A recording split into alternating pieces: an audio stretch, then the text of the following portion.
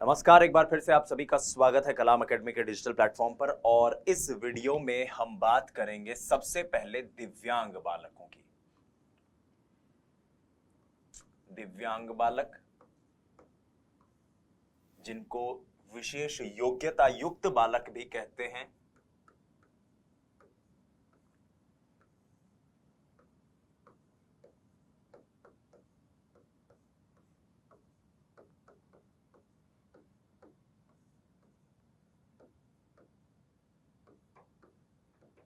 बालक और अंग्रेजी में कहा जाता है जिन्हें स्पेशली एबल्ड चाइल्ड।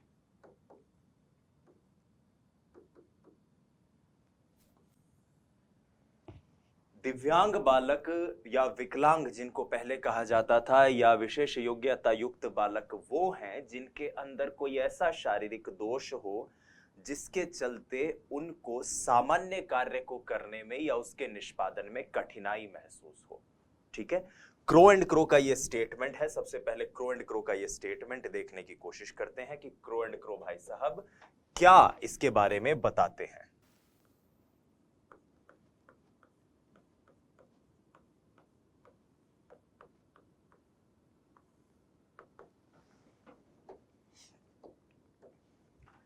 किसी बालक बालिका में कोई ऐसा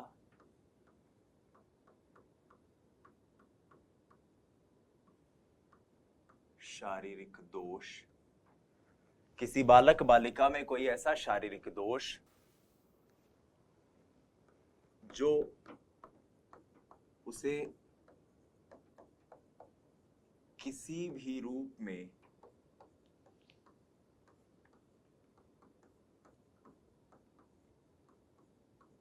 सामान्य क्रियाओं में भाग लेने से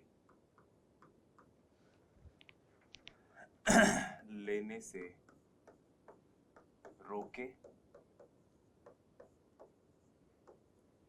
अथवा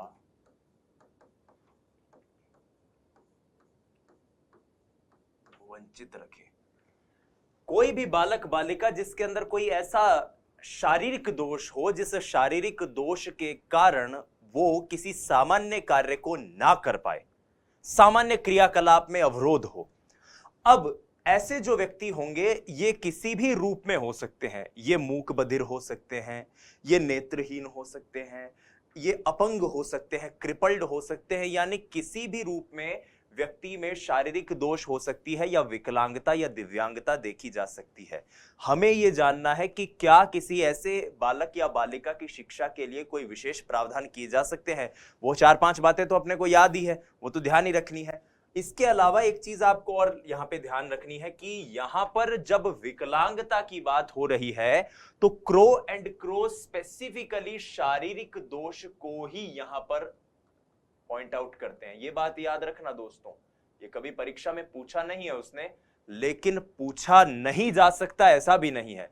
पूछा जा सकता है कि क्या विकलांगता में मानसिक दोष शामिल हैं, नहीं, फिर वो मंदबुद्धि वाली कैटेगरी आ जाएगी। यहां पर सिर्फ और सिर्फ शारीरिक दोष की बात है, और शारीरिक दोष के आधार पर कितने प्रकार के जो विभक्तियां हैं, तो वर्गीकरण की अब बात कर लेते हैं कि किस प्रकार से इनको वर्गीकरण किया जा सकता है, मतलब कितने तरह से विकलांगता हो सकती है। एक एक करके नोटिस करने की कोशिश करते हैं। सबसे पहले अपंग, जिसको हम कहते हैं क्रिपल्ड चाइल्ड, चलने में जिनको तकलीफ हो, पैरों में प्रॉब्लम हो, हाथों में प्रॉब्लम हो। ठीक है, दूसरा है अंधे व अर्ध अंधे। अर्ध अंधे, इसको आप कह सकते हैं blind and near blind, categories होती हैं इनमें। ठीक है, तीसरा इसके अंदर आ सकता है बहरे व अर्ध बहरे। बहरे व अर्ध बहरे।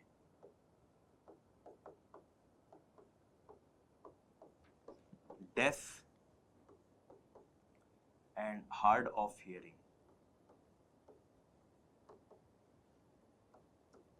पूरी तरह बहरे नहीं है, किसी एक कान में या कान में किसी दोनों कानों में किसी एक स्तर तक बहरापन हो, तेज बोलें या ऊंचा बोलें तो सुन पाए, इस प्रकार के कोई हो सकते हैं। चौथा पॉइंट इसके अंदर आ जाता है दोष युक्त वाणी वाले, स्टैमरिंग की या हकलाने की प्रॉब्लम जिनको होती है, दोष युक्त वाणी, ठीक है, डिफेक्ट ऑफ स्पीच।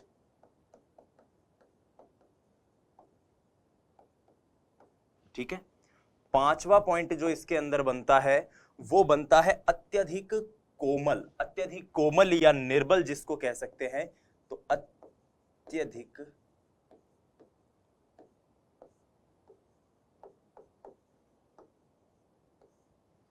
कोमल जिसको हम कहते हैं डेलिकेट, हाथ पैर बहुत कमजोर होते हैं जिनके, तो ये वो कैटेगरीज हैं जिनके अंतर्गत आप स्पेशली एबल्ड चाइल्ड को वर्गीकृत कर सकते हो, उनका वर्गीकरण कर सकते हो।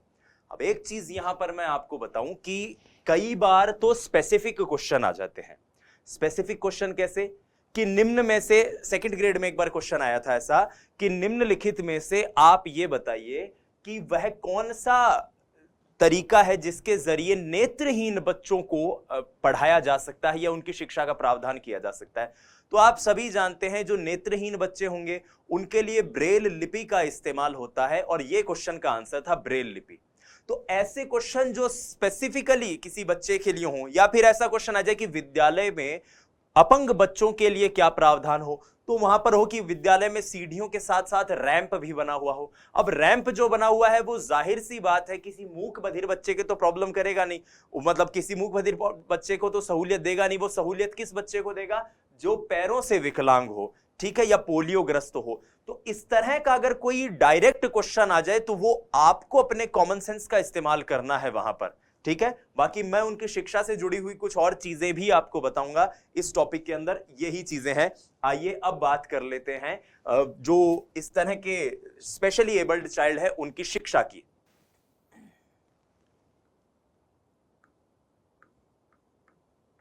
दिव्यांग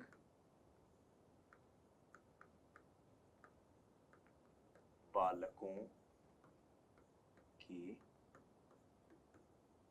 शिक्षा, दिव्यांग बालकों की शिक्षा। तो पहला पॉइंट तो आपको कंठस्थ रखना है, क्या? दोष का निदान व पूर्ण उपचार। अगर किसी किस्म से उस दोष का निदान हो सकता हो, दूर किया जा सकता हो, तो सबसे पहले वो काम करो। अगर मान लो वो दूर नहीं हो सकता और कोई वैकल्पिक तरीका आजमाया जा सके, तो वो वैकल्पिक व्यवस्था होनी चाहिए। वैकल्पिक शिक्षण व्यवस्था, वही सेकंड ग्रेड वाली जो मैं बात कर रहा था। क्या क्वेश्चन आया था कि अंधे बच्चों के लिए क्या हो, तो जैसे नेत्रहीन के लिए, नेत्रहीन बालकों के लिए क्या हो सकती है? नेत्रहीन के लिए ब्रेल लिपि हो सकती है।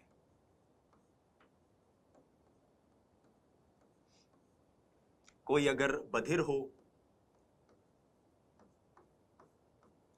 तो उसके लिए श्रवण का जो यंत्र होता है, सुनने की जो मशीन होती है, इस तरह की चीजों को आप उपयोग में ले सकते हो, ठीक है। उसके बाद सबसे महत्वपूर्ण क्या है? विद्यालय का सहयोगपूर्ण वातावरण। विद्यालय का सहयोगपूर्ण वातावरण। विद्यालय को वातावरण ऐसा रखना चाहिए कि जो बच्चे के लिए मददगार साबित हो। और ऐसे में यहां पर मैं ये बात स्पष्ट कर दूं कि अगर किसी विद्यालय में, आप भी अगर किसी विद्यालय में पढ़ा रहे हैं और वहां पर ऐसा कोई विद्यार्थी पढ़ रहा है, तो ये आपकी जिम्मेदारी है कि वहां पर इंफ्रास्ट्रक्चर का मतलब कि वहां पर फैसिलिटीज, जो सुविधाएं हो, वो ऐसी हो जो उन बच्चों के काम आ सके। मैं कुछ आपको उदाहरण देता हूं।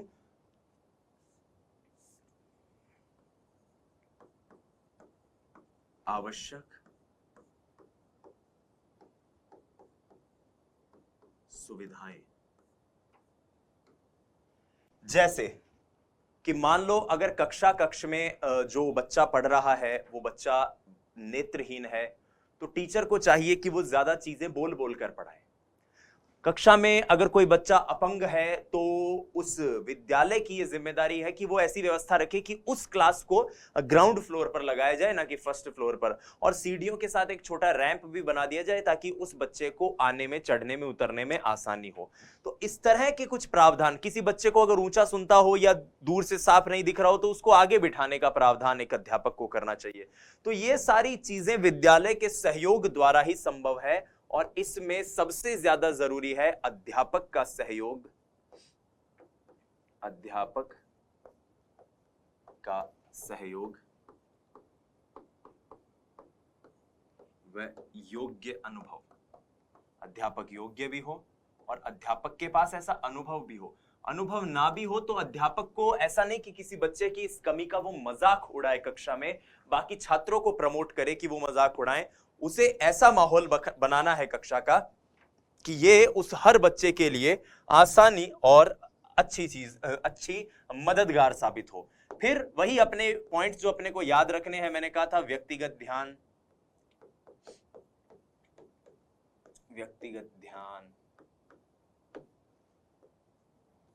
विशेष शिक्षण व्यवस्था,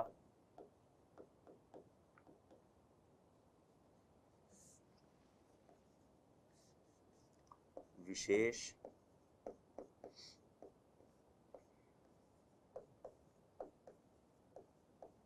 शिक्षण व्यवस्था। उन बच्चों के लिए एजुकेशन की, शिक्षण की बहुत ही स्पेसिफिक और बेहतरीन व्यवस्था हो। ये जिम्मेदारी किसकी है? ये विद्यालय की जिम्मेदारी है। ठीक है। विशेष शिक्षण व्यवस्था के बाद आपको एक और पॉइंट यहां पर याद रखना चाहिए, और वो ये कि अगर अलग से विद्यालय की स्थापना, क्योंकि जैसे नेत्रहीन बच्चों के लिए अलग से विद्यालय होते हैं, और इस तरह की अगर स्थापनाएं हो सकें तो भी बेहतर है। तो विशेष विद्यालयों का प्रावधान,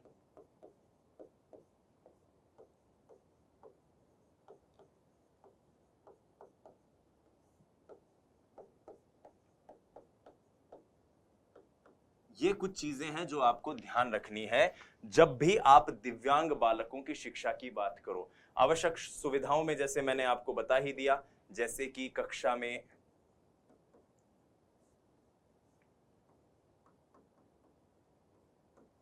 रैंप का होना,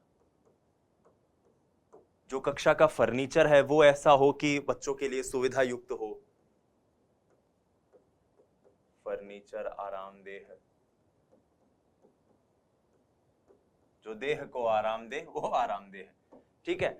और आप वैसे कह सकते हो जो पीने के पानी की जो नल लगी हुई है, मान लो कोई अपंग बच्चा है तो नल थोड़ी सी नीचे लगी हुई हो। अगर कोई बच्चा कक्षा में देख नहीं पाए, मान लो आजकल तो स्मार्ट स्टडी हो रही हैं, तो ऑडियो लेक्चर्स का प्रावधान हो, ज्यादा चीजें टीचर बोल बोल कर लिखाए, ना कि सीधा यूं ही बोल दे कि अपनी कॉपी में देखो।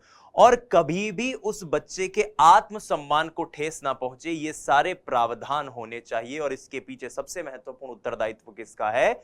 शिक्षक का है। यही कुछ बातें हैं जो हमें एक टीचर के रूप में ध्यान रखनी चाहिए। और इस टॉपिक से अगर कोई क्वेश्चन आता भी है तो मुझे पूरा भरोसा है कि आप अपने कॉमन सेंस से उसका उत्तर दे सकते हो। अब आइए बात करते हैं समस्या बालक की। समस्या बालक, प्रॉब्लम चाइल्ड जिसको कहते हैं।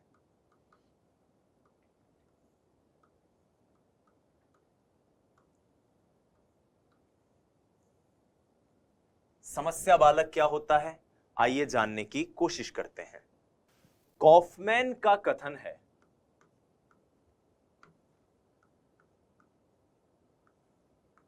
कॉफमैन का कथन है, वे बालक बालिकाएं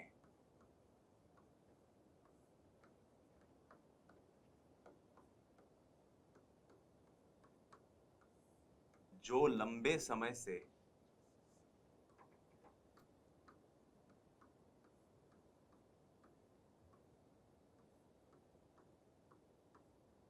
सामाजिक रूप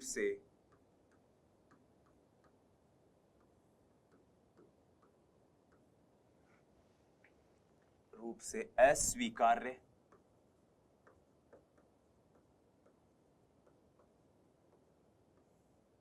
और व्यक्तिगत रूप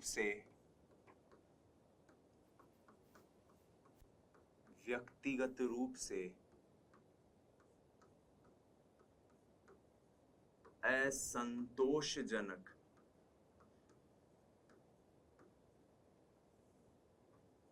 अनुक्रियाएं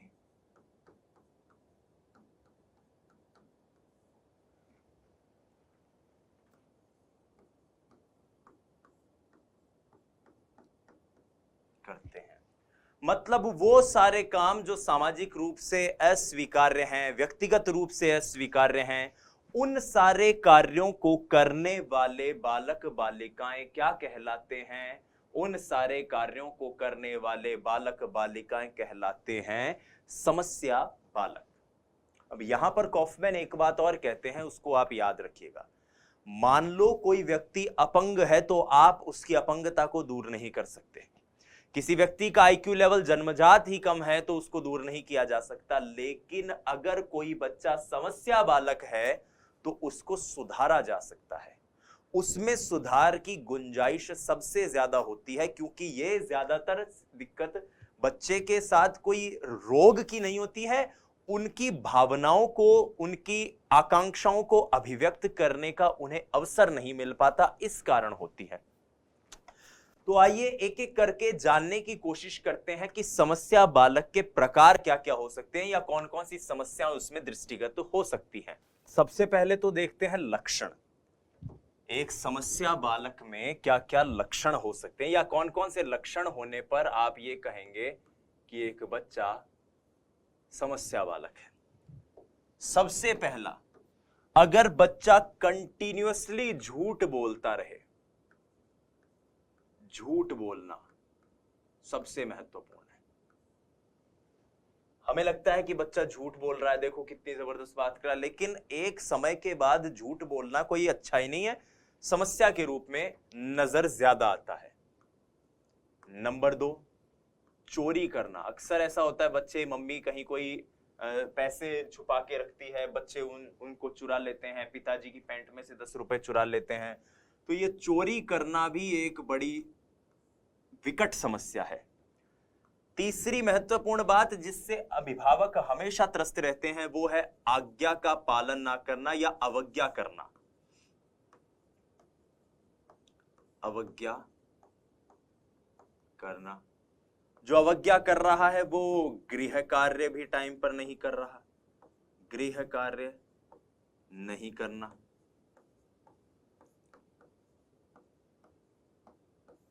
कई बार यह भी देखा जाता है ऐसे बच्चे अन्य छात्रों के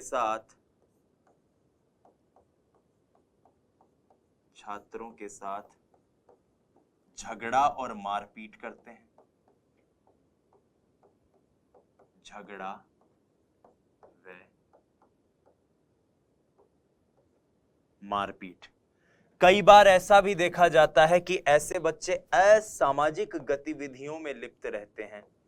तो असामाजिक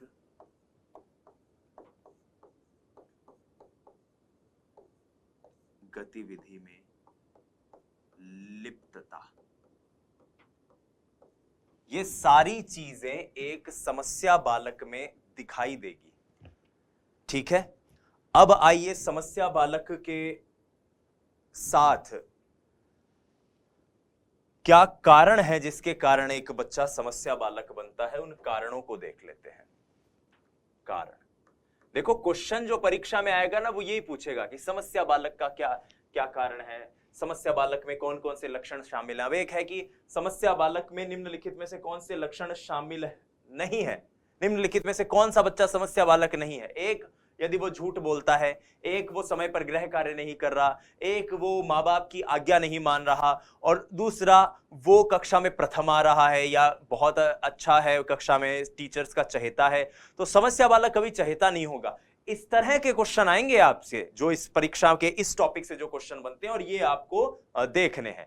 अब आइए एक बार कारण जान लेते हैं, समस्या बालक के कारण क्या क्या हो सकते हैं। तो सबसे पहला कारण तो आप हमेशा याद रखिए, आनुवांशिकता सबसे बड़ा कारण होता है। आनुवांशिकता, आनुवांशिक रूप से कोई अगर विकार है बालक में, तो उस कारण वो एक समस्या बालक के रूप में अपने आप को बना लेता है। और दूसरा है वातावरण। वंशक्रम और वातावरण, ये दोनों क्या एकदम चोली दामन का साथ है, और ये दोनों हमेशा समस्या के पीछे एक बड़े कारण के रूप में उभर कर आते हैं। एक चीज कई बार ये देखी जाती है कि बालक की जो मूल प्रवृत्तियां हैं उनका दमन हो जाता है। मूल प्रवृत्ति का दमन, बच्चे को जो है जिस वक्त जो चीज चाहिए अगर वो उसे नहीं मिले तो कई बार बच्चा परेशान हो जाता है। लेकिन ऐसा होता है कि अभिभावक अपनी उस सो कॉल्ड इज्जत को बनाए रखने के लिए अक्सर बच्चों की मूल प्रवृत्तियों का दमन कर देते हैं। अब बच्चे को सिर्फ उसका बचपन छीन लिया बच्चे से। निदा फाजली साहब का शेर है कि बच्चे के नन्हे हाथों को चांद सितारे छूने दो, 4 किताबें पढ़कर ये भी हम जैसे हो जाएंगे। और वही बात है कि अभिभावक को चाहिए कि वो बच्चे को उसके बचपन को जीने दे। लेकिन क्या होता है, बच्चा हमेशा पढ़ता रहे, उसके अच्छे नंबर आए, इतना उसके ऊपर मनोवैज्ञानिक दबाव उसके माता पिता बना देते हैं कि बच्चा अपने वास्तविक जीवन को तो जी ही नहीं पाता। और यही कारण है कि आनुवांशिकता, वातावरण, मूल प्रवृत्तियों का दमन और इस तरह की चीजें जो होती हैं उसके चलते कई बार बच्चा, हम कहते हैं ना, हाथ से निकल गया, कहे में नहीं रहा। वो इसीलिए होता है क्योंकि उसको समय पर सुना ही नहीं गया। और इसी कारण कई बार ये भी चीज देखी जाती है कि बच्चे के ऊपर कोई संवेगात्मक प्रभाव भी होता है। संवेगात्मक प्रभाव, बच्चा अगर ये देख रहा है कि घर में माँ बाप जो हैं वो बड़े भाई को ज्यादा प्यार कर रहे हैं, उससे कम प्यार कर रहे हैं, तो इस कारण भी कई बार बच्चा समस्या बालक बन जाता है। तो ऐसे में 5वां पॉइंट क्या बनता है, माता पिता, परिवार व शिक्षक का व्यवहार। शिक्षक का व्यवहार, शिक्षक अगर बच्चे को कक्षा में जलील कर रहा है, बेइज्जत कर रहा है, माता पिता में खुद में वैमनस्य है, लड़ रहे हैं, परिवार में गृह कलेश चल रहा है, बड़े भाई को ज्यादा प्यार मिल रहा है, उसे नहीं मिल रहा, या छोटे को ज्यादा प्यार मिल रहा है, बड़े को नहीं मिल रहा, इन सारी चीजों के कारण कहीं ना कहीं बच्चा जो है एक समस्या बालक के रूप में परिवर्तित तो होता जाता है। ठीक है, कई बार यह भी देखा है कि समय पर बालक को अगर नैतिक शिक्षा नहीं दी जाए तो उसके अभाव के कारण भी बच्चे के अंदर यह समस्या आती है। नैतिक शिक्षा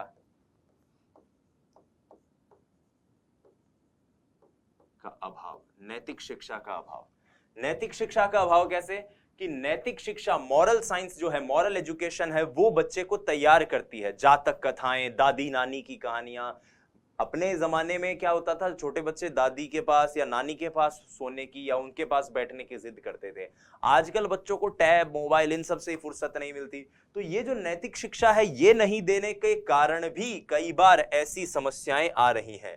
और कई समस्याएं विद्यालय के रवैये के कारण भी आती हैं। कई बार विद्यालय में कुछ इस तरह की समस्याएं होती हैं।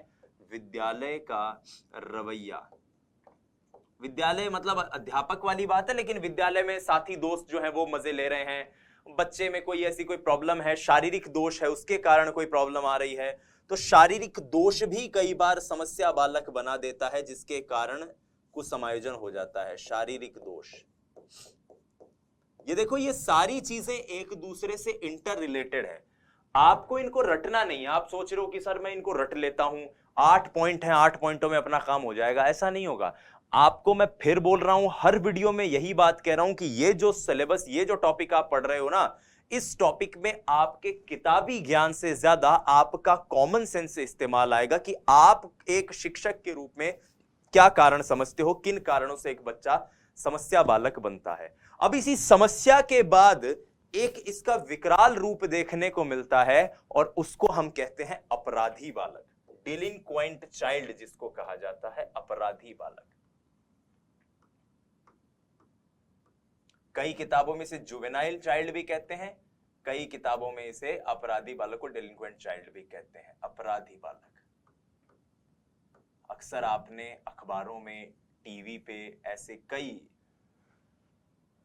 न्यूज या ऐसे कई वाकये सुने होंगे कि एक बच्चे ने दूसरे बच्चे की हत्या कर दी, एक बच्चे ने कुछ अपने माता पिता के साथ कुछ ऐसा कर दिया, अध्यापक को पीट दिया या खुद को गोली मार ली, खुदकुशी कर ली। ये सारे एक बड़े बड़े अपराध हैं। कई बार ऐसे यौन अपराध हमें देखने को मिलते हैं, विद्यालयी जीवन में देखने को मिलते हैं। जिस समय बच्चों को पढ़ना चाहिए, दुनिया को एक अच्छे नजरिए से देखना चाहिए, वहां खुद बच्चे ही गलत रास्ते को अख्तियार कर लेते हैं। तो इन सभी चीजों को समझने के लिए अपराधी बालक को जानना बहुत ज्यादा जरूरी है। अपराधी बालक से रीट 2021 में भी क्वेश्चन आया था, सेकंड ग्रेड में भी कई बार क्वेश्चन आता है। और अपराधी बालक का तो ऐसे कहते हैं कि एक शिक्षक को ध्यान रखना चाहिए कि कहां बच्चा जो है वो समस्या से ग्रसित होता होता अपराध की तरफ जा रहा है। तो आइए इसके बारे में चर्चा करते हैं। जब कोई बच्चा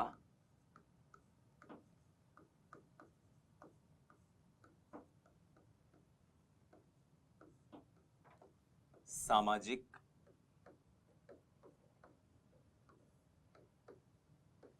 नैतिक,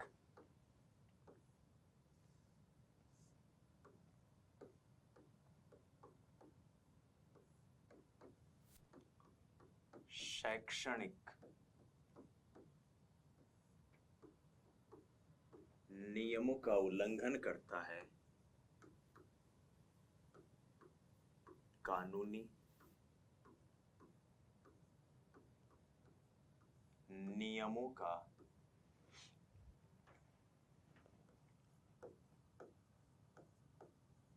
उल्लंघन करता है,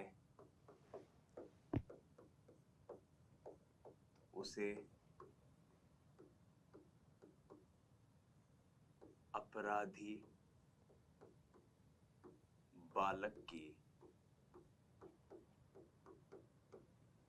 श्रेणी में रखा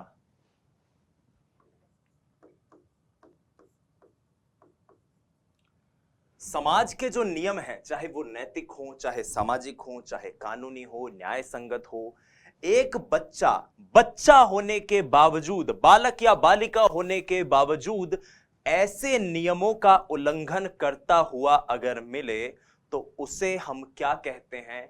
उसे हम अपराधी बालक कहते हैं। हालांकि वाटसन एवं बुचानन का इसमें एक कथन है, वो कहते हैं कि 8 बरस से कम उम्र के बच्चे अगर ऐसे जघन्य अपराध या कुछ करते हैं तो उनको अपराधी बालक नहीं कहेंगे, क्योंकि फ्री विल के कारण कई बार ऐसा हो जाता है, उनको अपराध की समझ ही नहीं होती। लेकिन अगर ये एक कानूनी पद है, 15 है, 16 है, 17 है, जो उस देश का कानून कहता हो, उस आधार पर एक बच्चे को जुवेनाइल माना जाता है कि हाँ भाई 15, 16, 17 साल का अगर बच्चा है जिसमें समझ भी है अपराध की और फिर भी वो अपराध करे, तब उसे अपराधी बालक माना जाए। मैं इसका एक उदाहरण बहुत ही जिम्मेदारी के साथ देना चाहता हूं।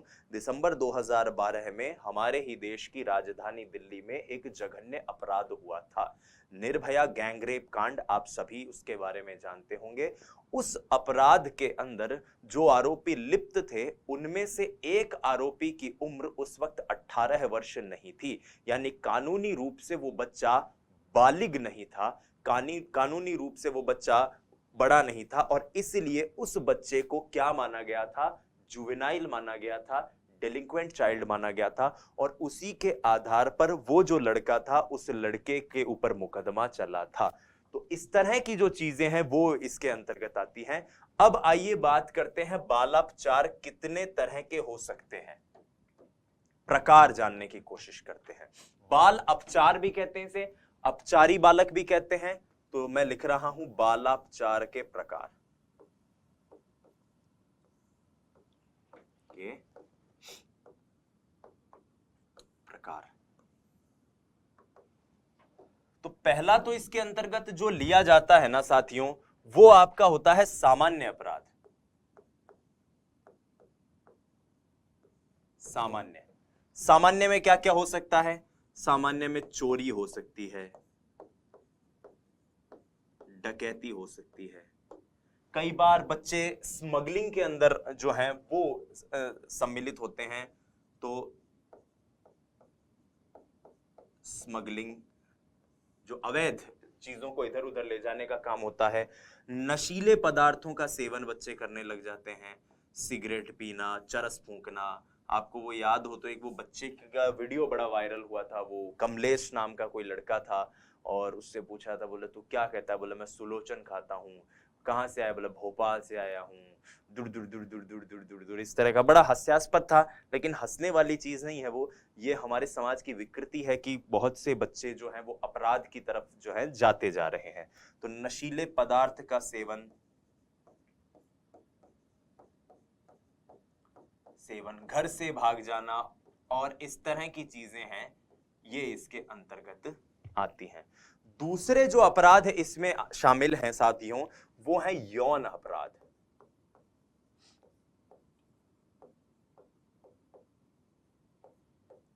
यौन अपराध इसके अंतर्गत आते हैं।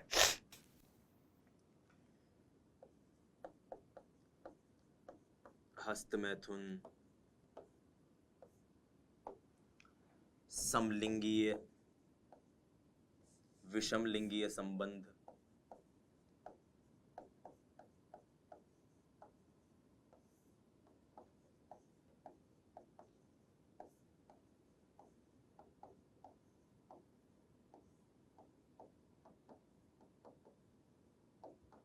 ठीक है, छेड़छाड़,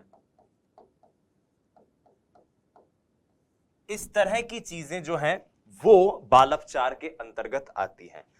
अब आइए बात करते हैं बालापचार के कारण क्या क्या हो सकते हैं। वो कौन से कारण हैं जिनके चलते एक बालक अपराधी बन जाता है? कारण, तो कारण इसमें मूलतः दो प्रकार के हमें दृष्टिगत होते हैं। सबसे पहले तो होते हैं व्यक्तिगत कारक, व्यक्तिगत कारण, इंडिविजुअल फैक्टर्स, और दूसरे होते हैं इसमें वातावरणीय या पर्यावरणीय कारण।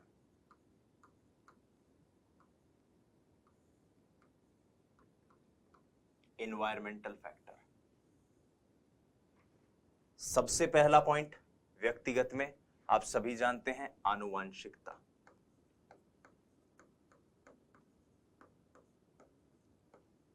आनुवांशिकता एक ऐसा कारण है, कई बालक बालिकाएं अपराध परिवार में ही जन्म लेते हैं, इसके कारण उनके अंदर वो जीन्स में होती है चीजें, आपराधिक परिवारों में जन्म लेने के कारण, आनुवांशिकता।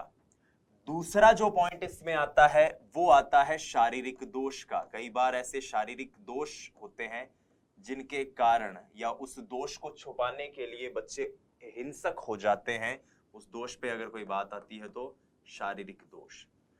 कई बार शारीरिक संरचना, ये रिसर्च के द्वारा पता चली है कि जो शारीरिक गठन या संरचना जो है, खास तौर पर जो मीजोमॉर्फिक संरचना है, वो अपराधी बालकों में या अपराधी जो चाइल्ड होते हैं, डिलिंक्वेंट चाइल्ड जो होते हैं, उनमें देखने को मिलती है। ठीक है, एक क्रोमोसोम के लेवल पर भी प्रॉब्लम देखने को मिलती है जिसको हम कहते हैं XYY क्रोमोसोम, वंशसूत्र या गुणसूत्र।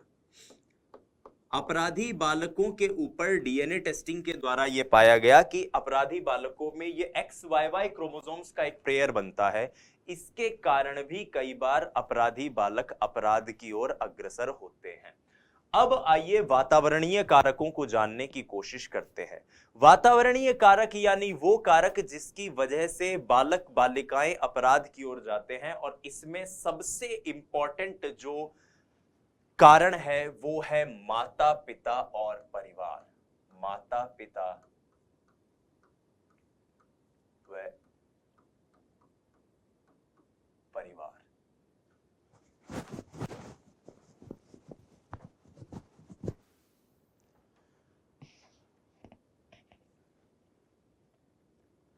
माता पिता और परिवार का क्या मतलब है?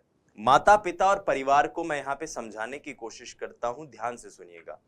नंबर एक, माँ बाप के द्वारा बहुत ज्यादा लाड़ प्यार किया जाए वो बच्चे को बिगाड़ देता है। आप अगर जानते हो या नहीं जानते हो तो जो हमारे एक बॉलीवुड के मशहूर एक्टर हैं संजू बाबा, संजय दत्त, इतने ज्यादा लाड़ प्यार में पले थे, अपनी माँ के इतने चहेते थे कि माँ ने उनको बचपन में रिवॉल्वर गिफ्ट की थी जब वो छोटे थे। ऐसे लाड़ प्यार में जो बच्चा पलेगा वो बचपन में ही ऐसे कई कारनामे उन्होंने किए थे। और यही कारण है कि लाड़ प्यार के कारण कई बार बच्चे अपराधी हो जाते हैं। नंबर एक।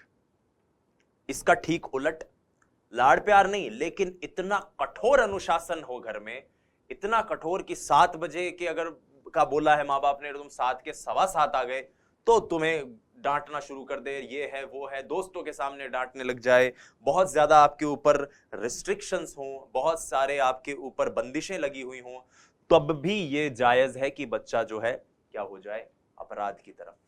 माँ बाप बेइज्जत कर रहे हो, तिरस्कृत कर रहे हो, माँ बाप में स्वयं में वैमनस्य चल रहा हो, माँ बाप की सामाजिक सहभागिता एक दूसरे की कम हो, ये सारे कारण मिलजुल कर वातावरणीय कारकों का एक ऐसा गुच्छा तैयार करते हैं जो एक बालक को अपराध की ओर ले जाता है।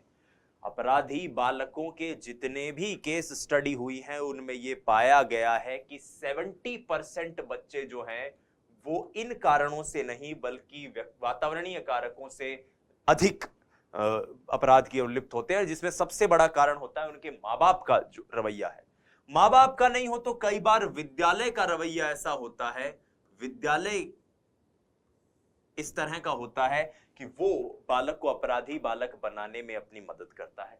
विद्यालय में एकदम निरंकुशता है, बच्चा कुछ भी करे, कोई टीचर देखने वाला नहीं, कोई और देखने वाला नहीं, इस कारण भी बच्चे कई बार अपराध की ओर चले जाते हैं।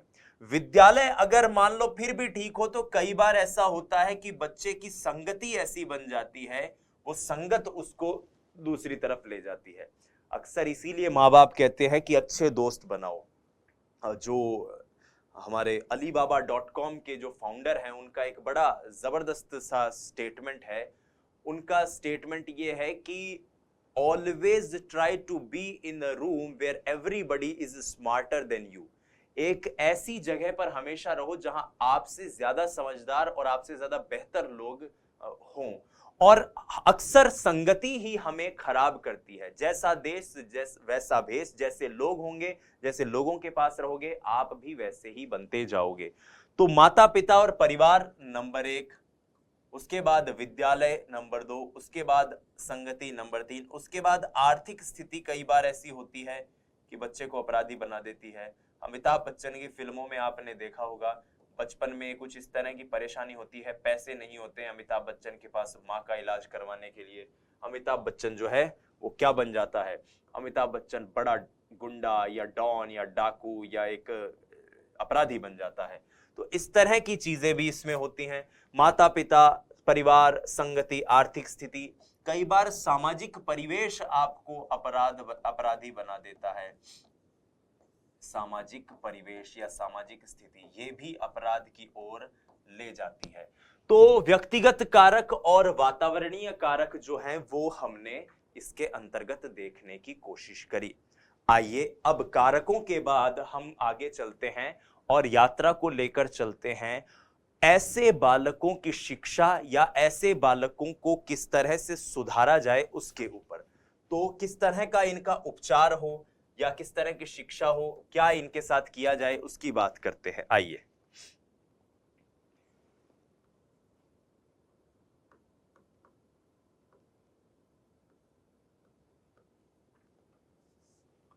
अपराधी बालकों का सुधार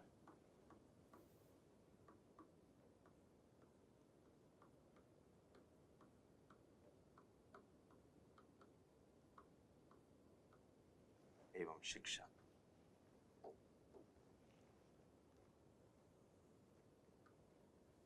सुधार और शिक्षा की दो महत्वपूर्ण तरीके हैं।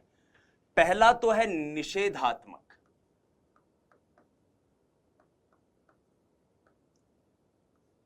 निषेधात्मक तरीका वो है जिसमें व्यक्ति ने अपराध अभी नहीं किया है, बालक के अंदर वो गुण दिखने लग गए हैं और उसी समय टीचर उसका इलाज कर ले, टीचर उसको किसी तरीके से सही करे। और दूसरा है उपचारात्मक, जिसमें बालक ने अपराध कर दिया, अब क्या जरिया है, अब क्या तरीका है। तो आइए एक एक को जानने की, समझने की कोशिश करते हैं।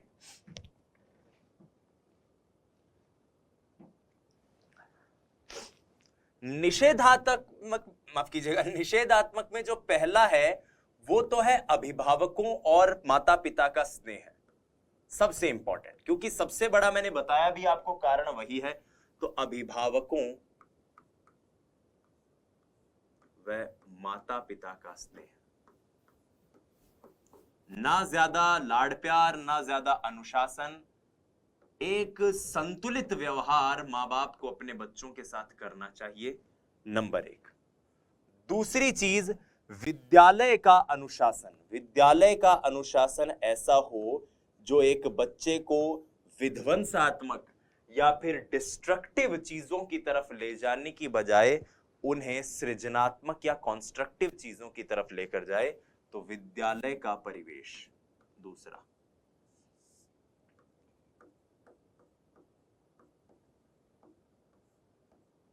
विद्यालय का परिवेश। तीसरा पॉइंट इसमें है उचित शिक्षा। उचित शिक्षा में केवल बच्चों को किताबी ज्ञान नहीं, बल्कि उनको नैतिक शिक्षा, उनको सामाजिक शिक्षा भी दी जाए, यह भी उतना ही जरूरी है। इसके लिए सामाजिक संस्थाओं का या फिर काउंसलिंग साइकोलॉजिस्ट का भी इस्तेमाल किया जा सकता है। तो सामाजिक संस्थाओं का सहयोग, सामाजिक संस्थाओं का सहयोग, ये इसके अंतर्गत किया जा सकता है। और पांचवा, बच्चों की जो आवश्यकताएं हैं उनकी पूर्ति समय समय पर होनी चाहिए। आवश्यकताओं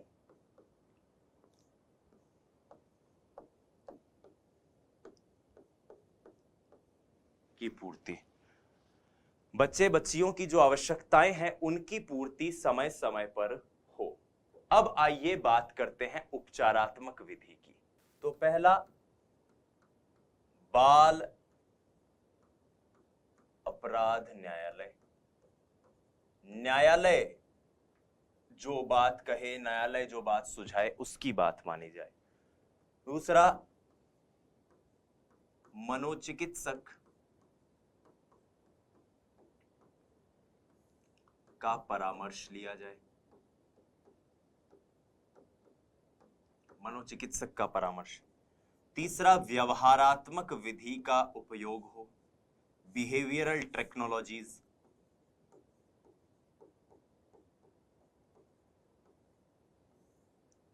कि व्यवहार में किस प्रकार से परिवर्तन लाया जा सके उसकी बात हो।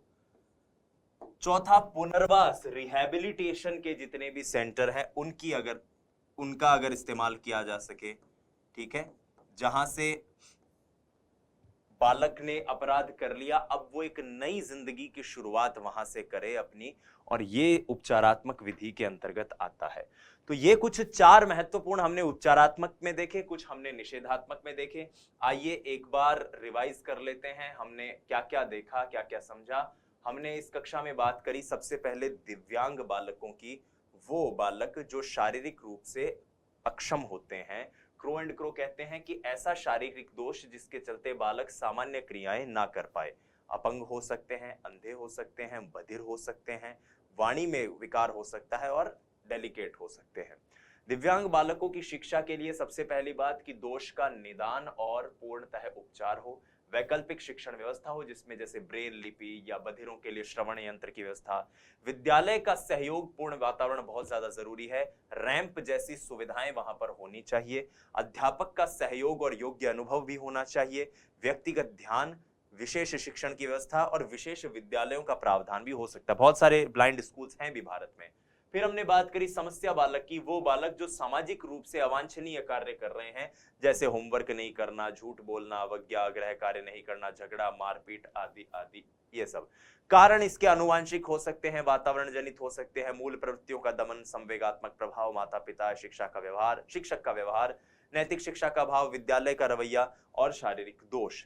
फिर हमने बात करी डिलिक्वेंट चाइल्ड की, अपराधी बालक की। कोई बालक अगर सामाजिक, नैतिक, शैक्षिक, कानूनी नियमों का उल्लंघन कर रहा हो तो वो अपराधी बालक की श्रेणी में आएगा। चोरी, डकैती, स्मगलिंग जैसे अपराध हो सकते हैं, नशे का सेवन हो सकता है और यौन अपराध भी हो सकते हैं।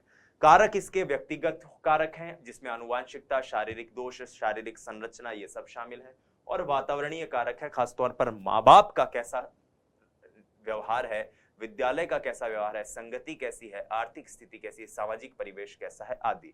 अपराधी बालकों की सुधार के लिए निषेधात्मक तरीका यह है कि माता पिता बहुत ही सहयोग और सौहार्द से भरा व्यवहार करें, विद्यालय का भी व्यवहार ऐसा हो, शिक्षा उचित हो, सामाजिक संस्थाओं का सहयोग हो, और उपचारात्मक कि मान लो उसने अपराध कर दिया तो न्यायालय का सहारा लिया जा सकता है, मनोचिकित्सक का परामर्श लिया जा सकता है, व्यवहार सुधार विधि का उपयोग किया जा सकता है और पुनर्वास केंद्र से भी संपर्क किया जा सकता है।